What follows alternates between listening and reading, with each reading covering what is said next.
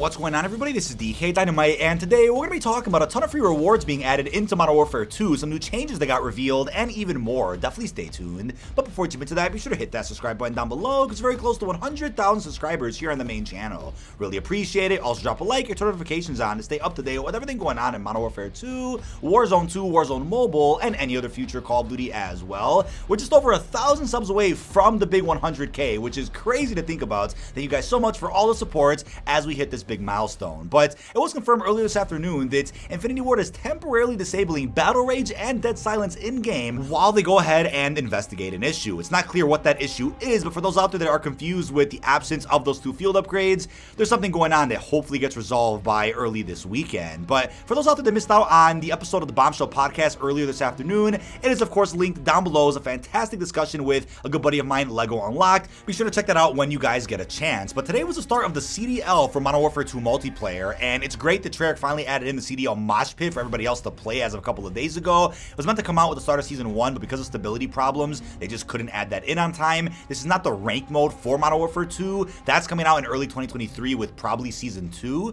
But you have from now until December 4th to get the following rewards as you're going to see on screen. So as of now, you're only able to get the CDL 2023 calling card, 1 hour of double XP, and the CDL sneakers weapon charm by having watched either today's opening or by watching anything that's going on tomorrow until 11 a.m. Central. And you have to watch all of this for an hour and 30 minutes tops to get those 3 rewards. But then, starting tomorrow, Saturday at 1 p.m. Central until Sunday 11 a.m., you have the option to then unlock a 1 hour double weapon XP token and a CDL Smokes emblem for having watched up to 1 hour and 30 minutes again of any matches that take place during that time frame. But then finally on Sunday, December 4th, starting at 1 p.m. Central, lasting until December 5th, 11 a.m. Central, you'll be able to unlock this animated handing out L's emblem and the gangster CDL chopper skin for having watched up to, once again, 1 hour and 30 minutes of any matches that take place in that time frame. So again, some of these rewards are time sensitive to where if you start watching CDL this Sunday, you won't be able to unlock some of the rewards that became available as of today or the ones that become available later tomorrow.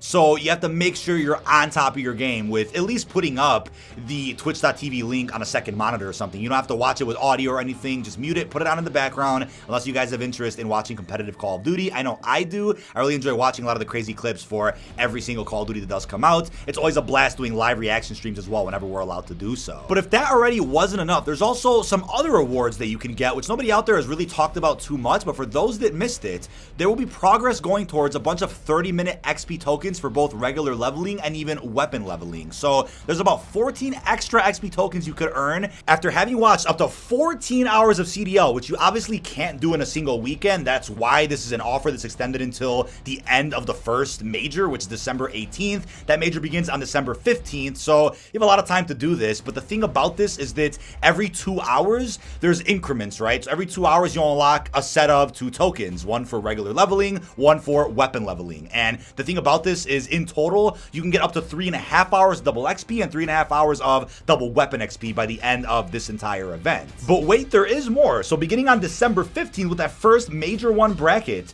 you will go ahead and get access to the Tried emblem and then a 60-minute double XP token as well as a 60-minute double weapon XP token. After having watched up to 2 hours, you'll get those 3 things. The broadcast starts at 10:30 a.m. Pacific, which is 12:30 Central and 1:30 Eastern. But then just a day later, after having watched another 2 hours of CDL, there's the Full Streaks calling card and 2 more tokens right there for XP. Then on Saturday the 17th, there is the Easy XP emblem, another token, a Sweaty Hours animated calling card, and then a 60-minute double weapon XP token to round all that up. But then last and certainly not least, on the 18th, which is Sunday, the end of the first major bracket, there is a Hall of Champions gangster looking calling card, as well as an XP token, and then a candy cane weapon blueprint for a pistol there, which is crazy, and then a 60-minute double weapon XP token for having watched 2 hours of that final day for the CDL. Now obviously more rewards and drops will probably be announced when CDL resumes at some point after the new year. I'll be covering all of that here on the channel, of course. Now you also have to make sure you go to your inventory, the drops and rewards page on your Twitch account, to make sure you claim the rewards. If you don't claim them, they won't be synced to your Activision account. So once you claim those rewards, then you can restart your game and those rewards should be popping up over in your in-game inventory.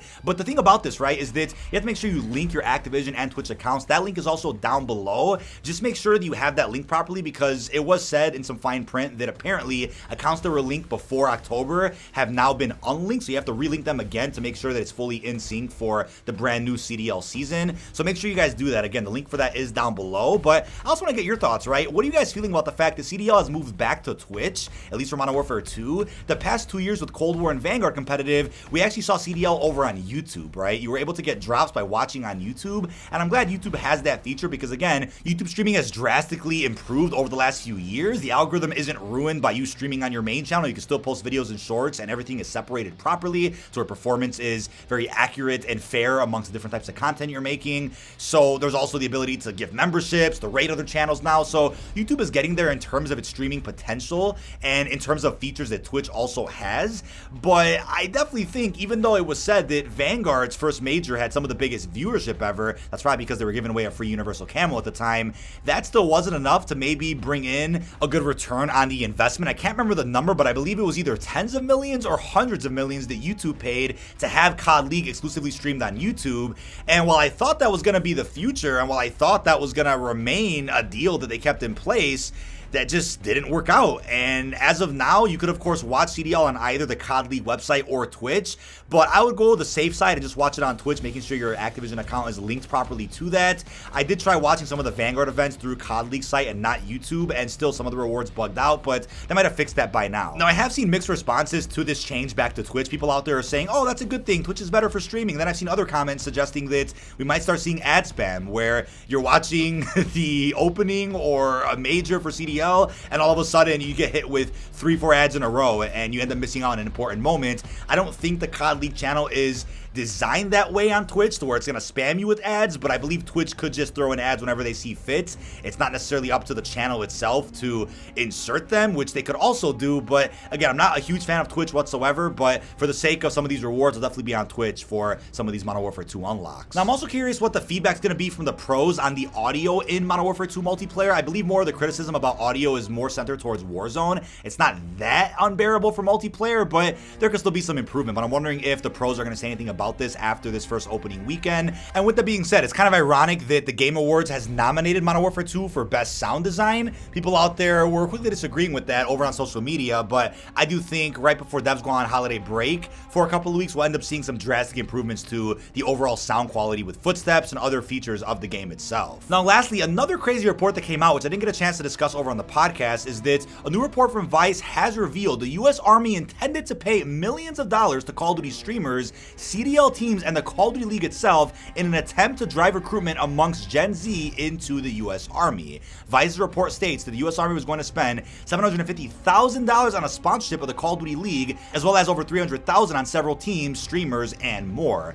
That's wild because that kind of drives some fuel to the conversation you often see from certain influencers out there or just other journalists that might suggest Call of Duty is pushing propaganda, trying to get people recruited. I get why the Army would have been interested in this, but I'm curious what happened or what changed to where they didn't go through with these sponsorship deals, or if they are still going to at some point in 2023. That's crazy. I really wonder where this is going, but I guess you could say it makes sense. However, leave all your feedback on this down below in the comments respectfully, and I'll try to respond to as many comments as I can. But that is about it. This has been dkdynamite. Leave our thoughts down below in the comments section. What are your thoughts on the free rewards you can unlock by watching the opening weekend of CDL and by also watching the first major, which is coming up in the next couple of weeks? How are you feeling about the updates to Modern Warfare 2 and everything else we discussed? Really hope you've enjoyed, and peace out, everybody.